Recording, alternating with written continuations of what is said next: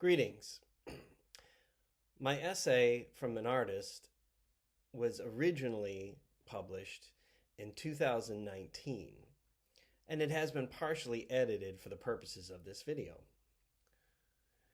I've spent the last 3 years or so delving as deep as I can into the record of our country in the decades leading up to our great and terrible Civil War.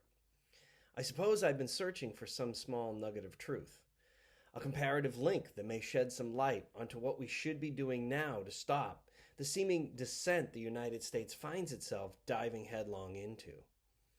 We need to embrace this very singular fact.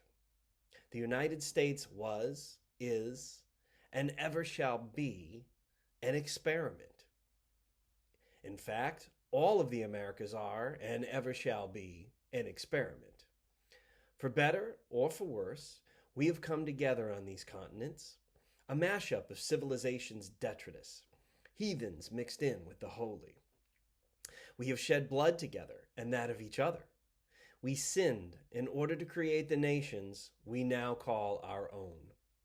I am speaking of 500 years of Indian removal, slavery, misogyny, sexual persecution, and more. And yet, we've also been the place where people come to reinvent themselves, to have a stake in their own destiny. This is the place ever for the world's detritus, the people.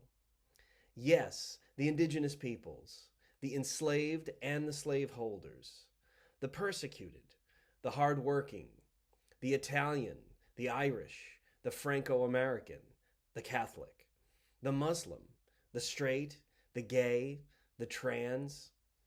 Our experiment only asks that you engage, that you fight for what's right. History is on the side of great change.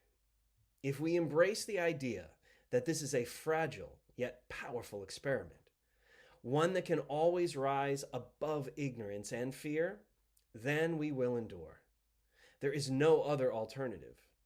The tide turns with peaceful beauty, or it turns with hurricane force. The choice is ours. Henry Wadsworth Longfellow wrote The Building of a Ship in 1850. That year, a legislative battle was raging, which ended with the Compromise of 1850.